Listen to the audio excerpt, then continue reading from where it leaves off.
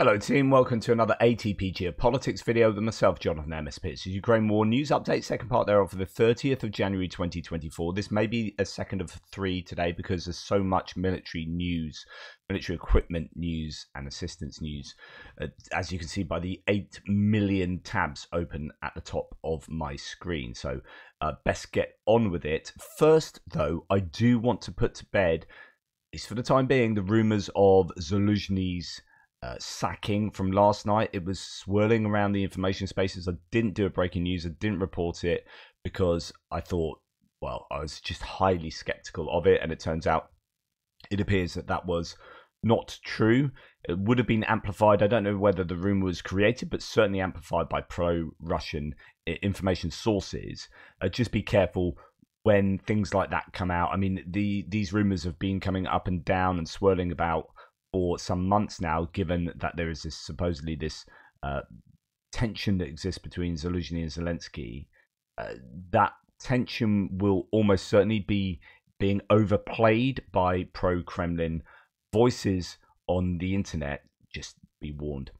Viktor Orban said in an interview with Le Point that he is ready to support the provision of aid to Ukraine, 50 billion euros from the budget of the EU. However, on the condition of an annual vote on the condition of funding, which was one of the options that was going to be presented to him. So Toady here wants the ability to be able to vote on that on a yearly basis and therefore veto it down the line if possible. Now, fair enough. I reckon this is a great compromise because really, yes, you're kicking it to the long grass, but actually you are enabling at least like half of that funding or a good deal of that funding. I think it's a 4-year funding package there. At least some of that funding will be released now, right? That's fantastic. One question I do have, and it's a question I've been asked a number of times by people on the channel. Andrew Perpetua did answer this yesterday, but I don't know whether what he has said is entirely correct. The question is this 50 billion euro package from the EU a military aid package, or is it actually humanitarian aid, or is it military aid that's basically packaged as humanitarian aid? So there are different ways of interpreting what the aid is. I can't find any definitive answer as to what the aid will be. It's being reported as military aid, but as Andrew Perpetua says, he thinks, and others do indeed, that it's not necessarily military aid, which would be a real shame because that's what they need, all the aid they can get their hands on. I was talking about whether they can use some of that aid of its financial assistance to purchase stuff from the US, artillery ammunition, in light of the fact that there's still this impasse in Congress. We'll return to that in a little while. But EU leaders at the summit will emphasize the need to accelerate the supply of missiles to Ukraine, according to Reuters. So this is a summit where they are going to give that aid at the February the 1st. So, emphasize the need to accelerate the supply of missiles to Ukraine. If they're going to be talking about that at the same time as they're giving 50 billion euros of aid, I can't see that aid won't in some way entail actual military equipment. Because at the emergency conference where the summit where they're talking about it, they're talking about the need to accelerate the supply of missiles. They plan to reaffirm their determination to continue providing timely, predictable, and sustainable military support to Ukraine. The European Council also confirms the urgent need to speed up the supply of ammunition and missiles, says a draft decision of the summit, which the agency has seen. Netherlands has allocated 132 million to new military aid funding package to Ukraine. The Netherlands has allocated 122 million euros, $132 million to support Ukraine's ammunition supply, equipment, and cybersecurity. That's fantastic. So the Dutch have said 87 million euros for shells, 25 million euros for the equipment purchase fund, and 10 million euros for cyber protection. Awesome. Belgium has agreed or signed a memorandum to strengthen joint weapons production. So Belgium does have a pretty decent arms industry.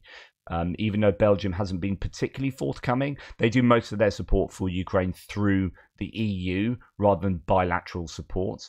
And this is where some countries may get a bit of a rough deal in terms of the PR, because they're relying on the EU to do their funding. It's not that they're not funding; it's just that they think the EU's better spending this themselves. Whereas Germany is saying, right, we're going to do bilateral funding, but we want that taken off of the funding we're giving to the EU.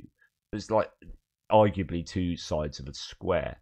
Anyway, that's good news from Belgium. Luxembourg has joined the F-16 coalition. Prime Minister of Ukraine, Denis Shmyhal, has said he had a conversation with his colleague Luc Frieden and expressed gratitude to the Prime Minister of Luxembourg for his leadership in creating the IT coalition, as well as for joining the F-16 coalition. Politicians focus special attention on the strengthening of sanctions against Russia and the freezing of Russian assets.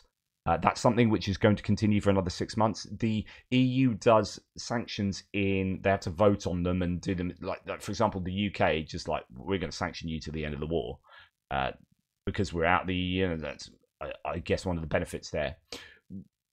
The EU, on the other hand, is saying, right, the way they're doing it is we are going to sanction you. And we're going to keep, I presume we're going to keep voting on it. So every 6 months they continue those sanctions.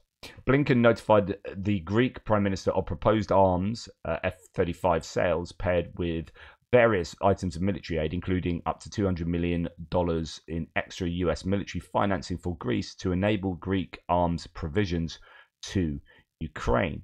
This might also be one of these things I've been talking about, which is where the US is unable to give packages because Congress has seized.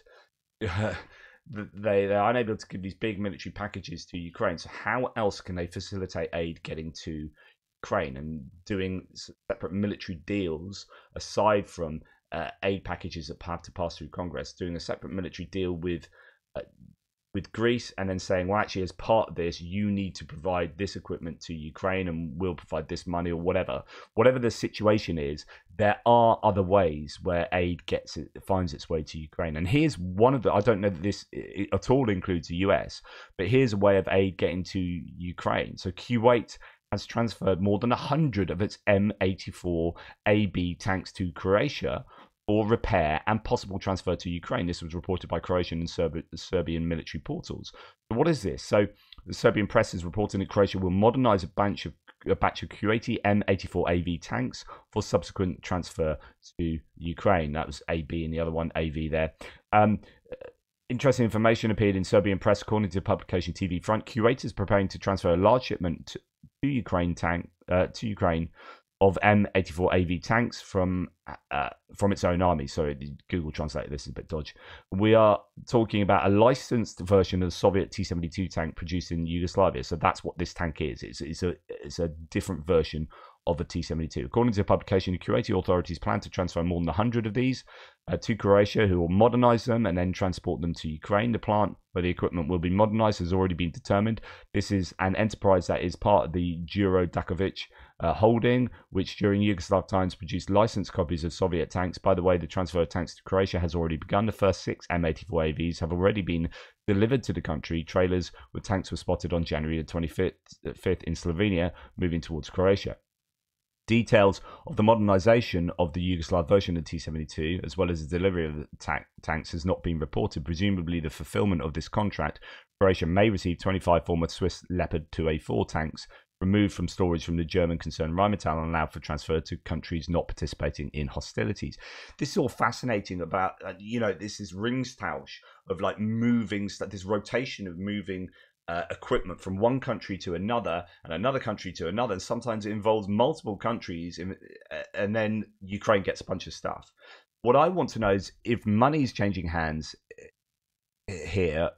Well, money will be not necessarily changing hands. Money will be being spent, right? So Croatia is doing up these tanks. Who's paying for that? I want to know, at base, where this comes from. Is this EU money? Is this German money? Is this American money? So on and so forth. The answer is not there. I don't believe that's really good news, because those are tanks that they know how to use and they can use well. Rheinmetall is building a new factory in Germany in record time for the production of ammunition to create strategic security of supply to both the Bundeswehr and Ukraine, according to Armin Papager, the Rheinmetall CEO. People slag off EU or Europe or European countries or whatever, allies. These group of countries are saying, oh, you promised 1 million shells. I keep saying this. You promised 1 million shells. You're not going to do it. No. Let's look at the positives.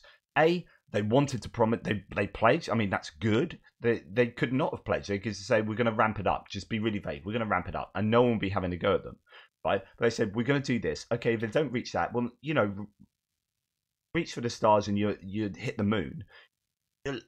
This is a move in the right direction. Europe are really ramping up their production of equipment in the same way the US has as well. The problem is just that impasse in Congress. But otherwise, on the military industrial front, the US is doing an amazing job of ramping up production. Here in the EU as well is being arguably slower due to differences between how these changes are brought about. But I think that there are some good signs for Ukraine going forward, good signs of sustainability, sustained support going forward. And Rheinmetall Italy CEO Alessandro Ercolani has told Defense News that they will deliver the second Skynex air defense battery financed by Germany to Ukraine in March this year. So that's very soon. He said that the first delivered battery is working well in Ukraine. Skynex is the palletized version of a autocannon that shoots an absolute bucket load of stuff into the air, as you can see from this video. This is your Rheinmetall sort of advert. So, yeah, okay, brilliant. And it can shoot all those drones that are hanging about in the air with remote control. As you can see there, that is a considerable amount of lead being pumped into the air. Well, then take out whatever it can find in the skies. Bang, bang, bang, bang, bang, all of them taken out there. So that's what it can do.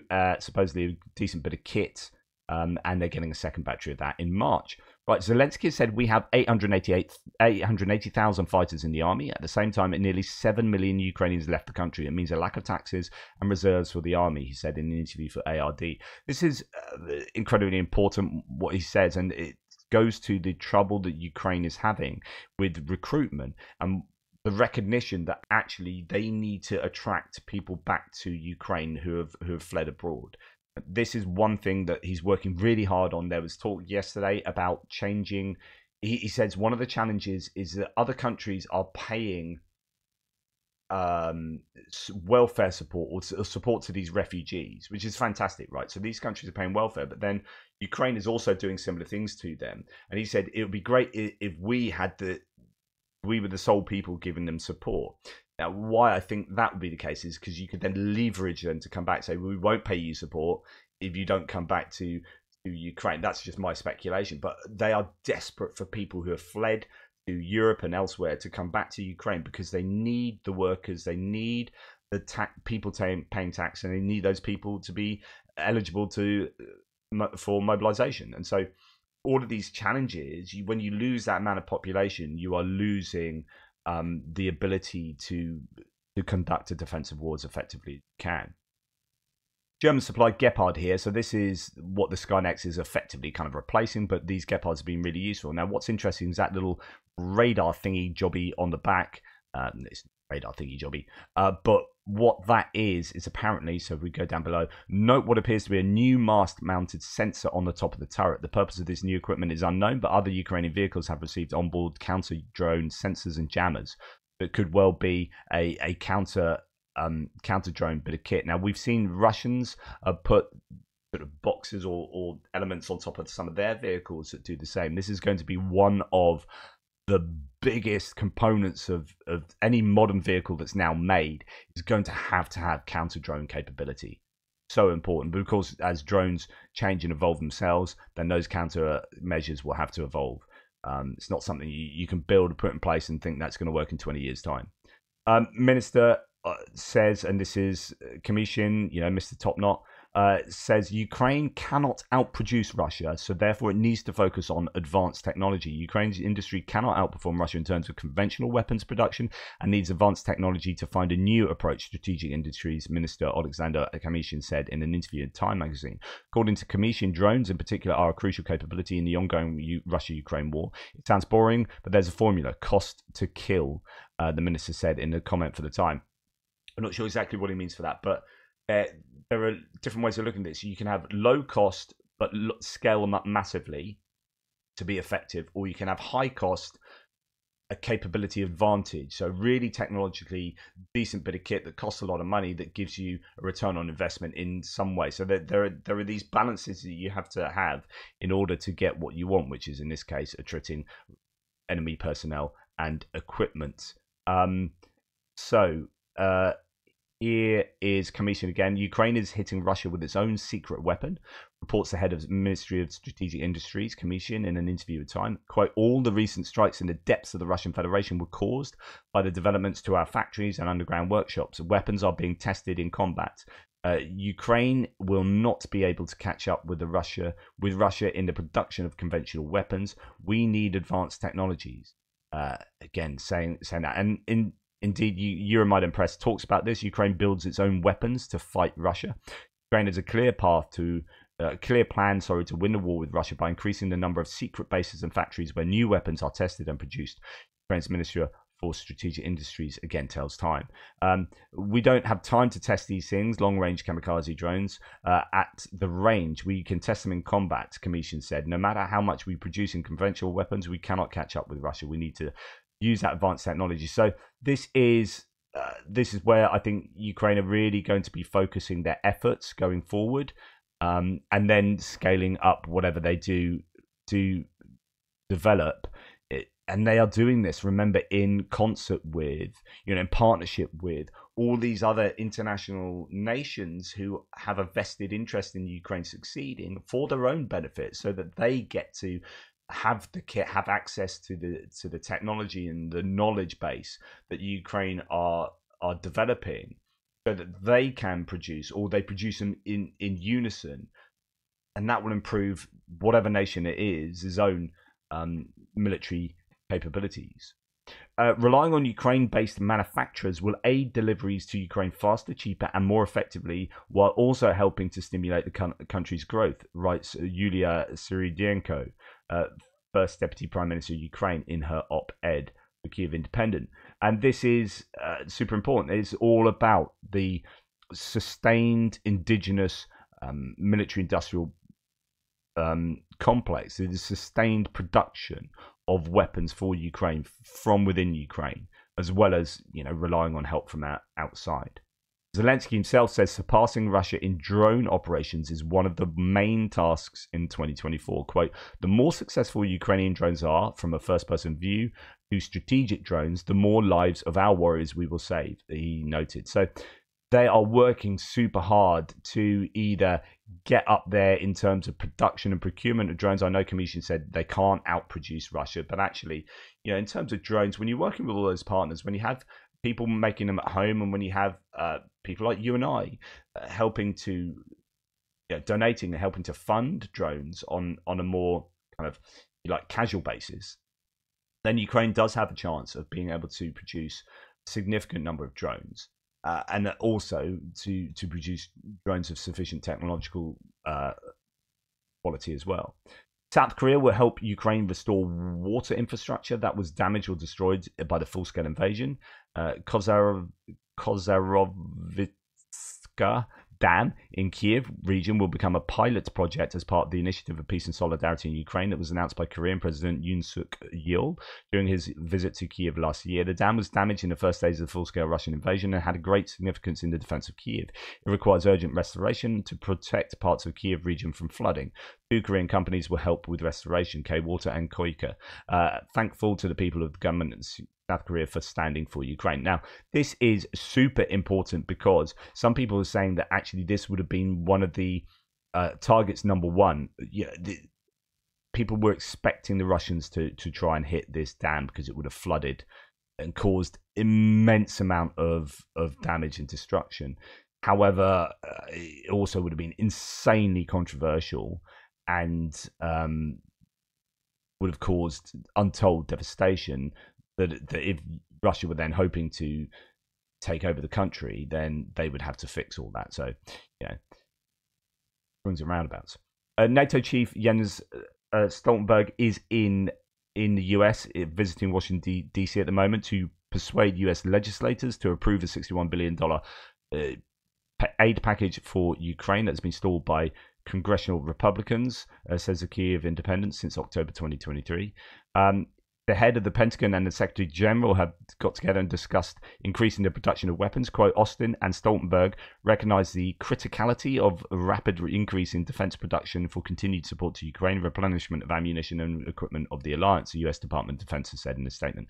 They emphasized the importance of maintaining NATO unity for the constant support of Ukraine in the war with the Russian Federation. I mean, it's so freaking frustrating that they've done a deal on the border. They've put together a bill that is way more efficient than any Democrats would have signed to before, right? So the Republicans have achieved an incredible amount of leverage and produce an outcome that is beyond what they would have hoped for before.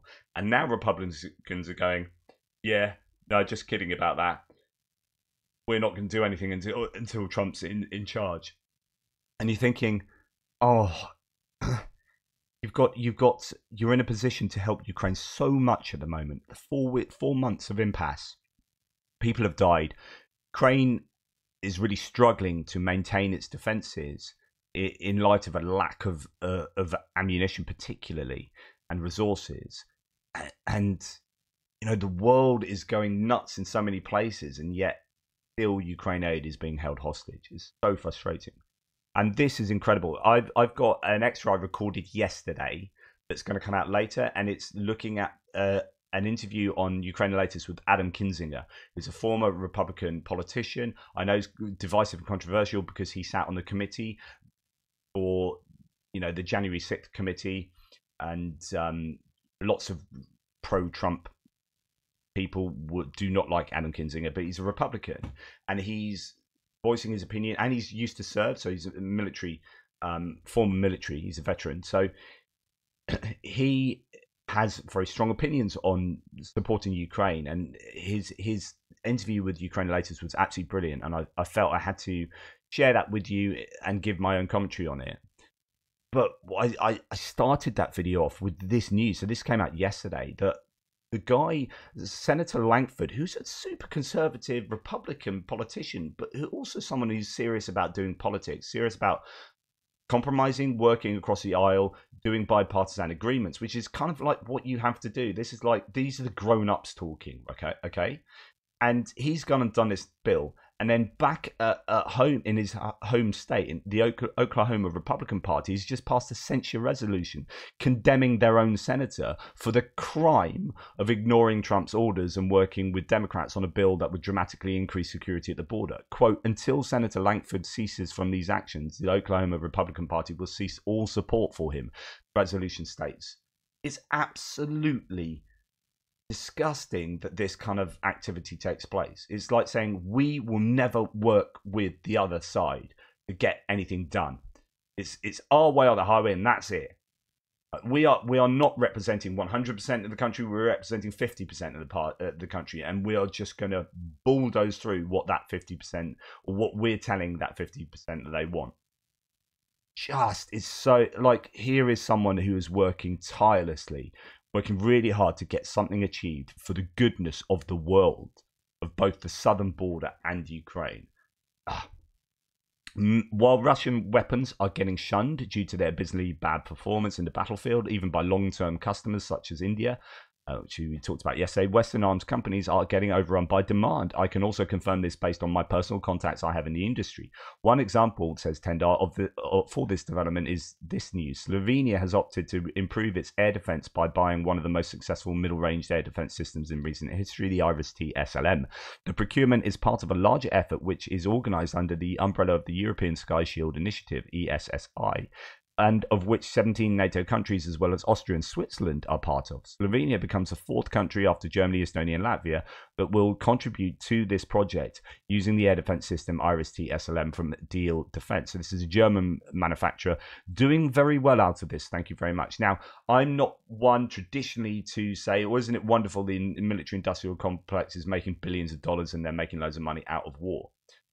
This is not to say that they are supporting the war or like some kind of conspiracy theory that it's them that's behind the war type thing. But war requires lots of things to be made, and therefore companies need to be involved in the manufacturing of this stuff, and so they are going to make money out of war.